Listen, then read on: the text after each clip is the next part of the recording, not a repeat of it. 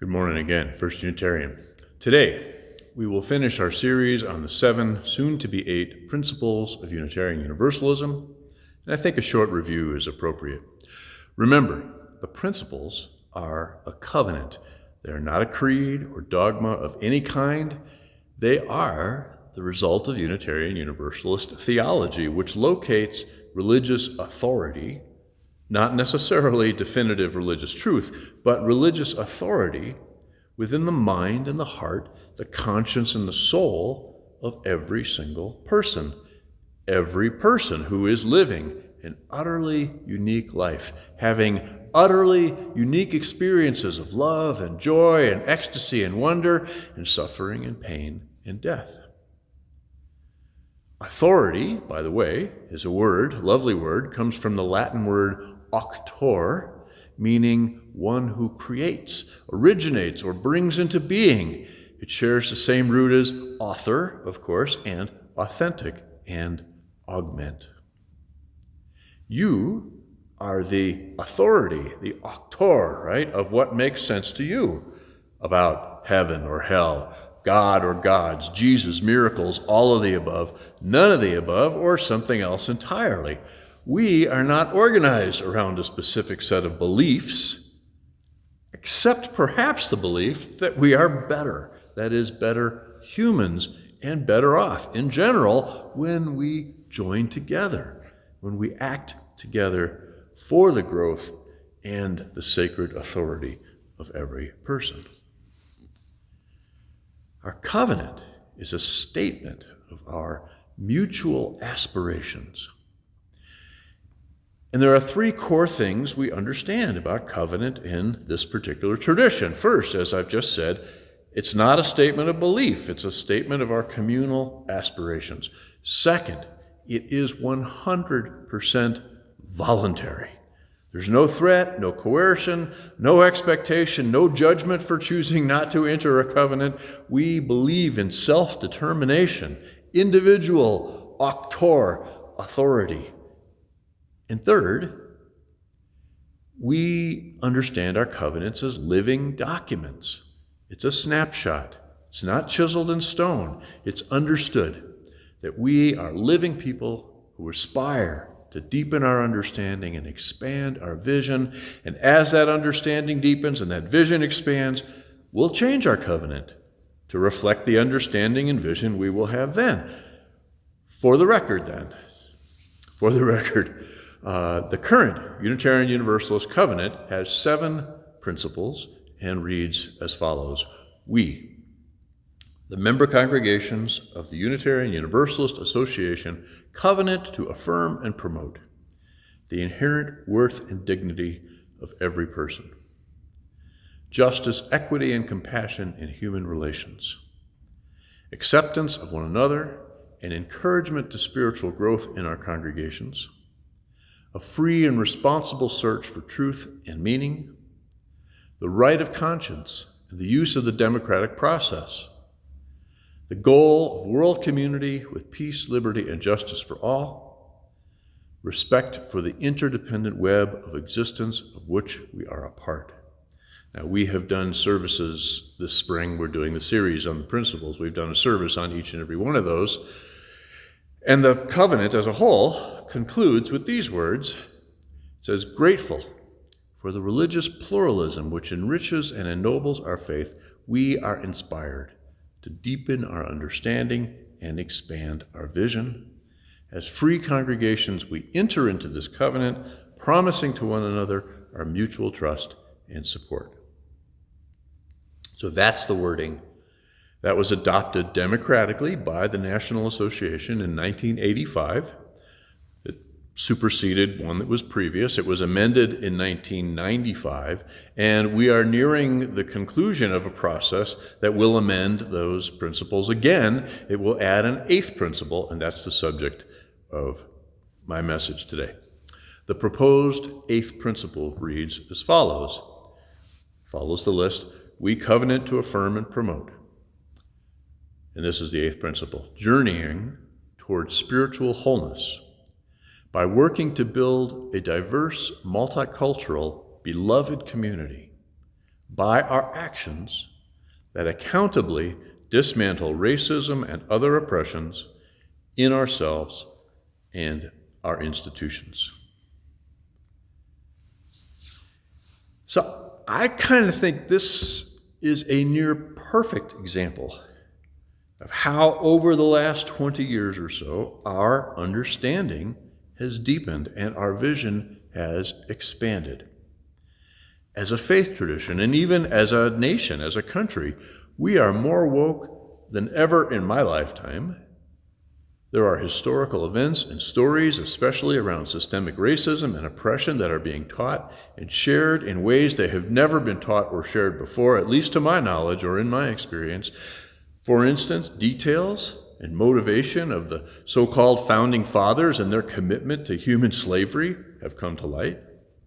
Historical records of just exactly how American wealth was created and European wealth grown through especially the 18th century, almost entirely on the backs of enslaved people from Africa and their descendants. We have a much more comprehensive understanding of the politics that halted Reconstruction after the Civil War and led to a century of Jim Crow. We learned about the Greenwood Massacre in Tulsa, Oklahoma, the white takeover of the North Carolina legislature, the Redwood Massacre in Florida, and much, much more.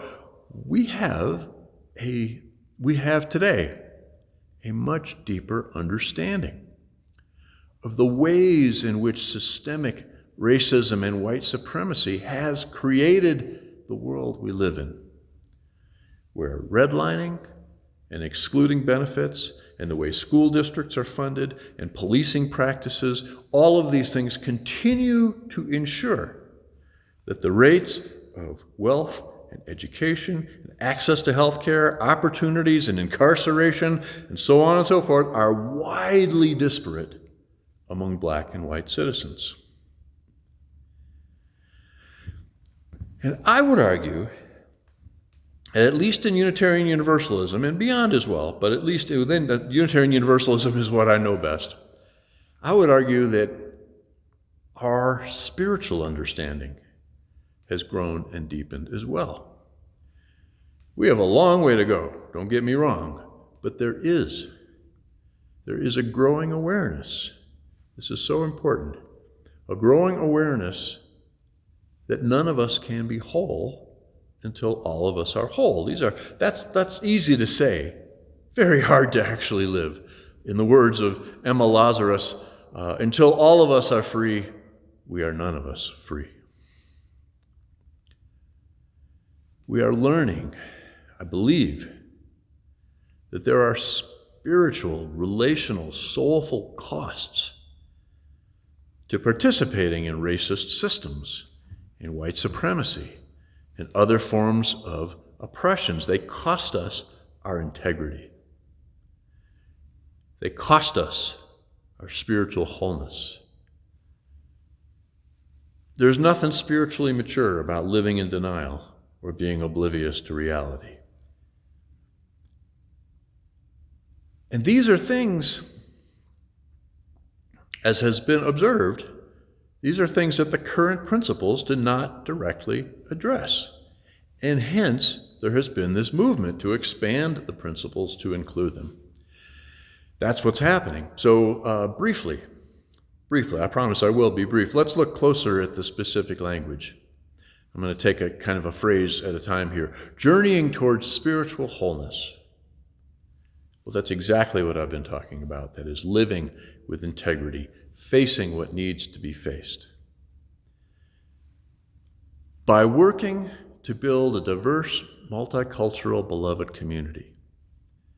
Now, this is a reference to the beloved community, precisely the way Reverend Dr. Martin Luther King used that phrase. Here's Dr. Martin Luther King speaking in 1957. I'm quoting, "But the end is reconciliation. The end is redemption. The end is the creation of the beloved community. The type of love that I stress here is not eros, a sort of aesthetic or romantic love, not philia, the sort of reciprocal love between personal friends, but it is agape, which is understanding goodwill for all people, It's an overwhelming love which seeks nothing in return. It is the love of God working in the lives of men. It is the love that may well be the salvation of our civilization. Unquote. Continuing on in that eighth principle, by our actions, that explicitly recognizes, right, that thoughts, prayers, and good intentions are not enough. It don't mean a thing if it's only taking place in our heads. That accountably dismantle racism and other oppressions. And accountably just means that we don't do this alone, right? But we do this in relationship. We do this in conversation. We do this in community with all of life, but especially with communities that have been traditionally marginalized or oppressed. In the words of the great Leela Watson, if you have come here to help me, you're wasting your time. But if you have come because your liberation is bound up with mine, then let us work together. And the last phrase, in ourselves and our institutions. Because systems of racism and oppression are tenacious, seductive even. They infect our language and therefore our thoughts, the ways we communicate, and they are woven systemically into the institutions we have built and continue to build. Education, economic, political, but also religious. Even here at First Unitarian Denver, this beloved community, we're not as woke or anti-oppressive as we could be, as we should be, as we aspire to be. So one last thought about covenant. And you've heard me say this many times before. It bears repeating. You'll hear me say this many times again, I'm sure. In this tradition, we understand that our covenant is aspirational. We know we're not perfect. We know that our knowledge is incomplete. Our understandings are flawed. Our love, both magnificently and also merely human. We understand there's going to be days or assumptions or blind spots or moments when we do not live up to the aspirations we have so carefully crafted and mutually agreed upon. And part of being in covenant together, that's the communal nature of covenant, is the loving expectation that on those days when one or more of us fail or fall out of covenant, the rest of us will have enough courage and love and respect to call each other back in. Our communal covenant implies that when I have that bad day or make that harmful assumption or commit that microaggression, someone, maybe one of you, will come and say, you know, Mike, when you said that thing or when you did that thing or when you excluded that person or whatever it was, I feel like that's not what we all agreed to. Or something like that. Some offering of honest relationship that mutually calls us in relationship to our higher selves, to our more noble intentions, and, I would argue, to our truest nature. So that's the proposed eighth principle in a nutshell. You should know that the eighth principle was originated and drafted by Black, Indigenous, and people of color within our association, and it is expected to pass easily at the national level. That is, if a few of our white people can resist the urge to argue about semantics and commas. I want to close by noting that here at First Unitarian Denver, we have already, among ourselves, covenanted to something similar, independent of the larger association. Our own congregational covenant, overwhelmingly adopted by you and me, us, last October, is as follows. I will listen to you. I will make space for you. I will include you. Together, we will be a community of love, respect, and justice. Together, we will learn about white supremacy culture to create an equitable congregation. Together, we will protect the vulnerable. When we fall out of covenant, we will call each other back in. Amen, my friends. May it be so.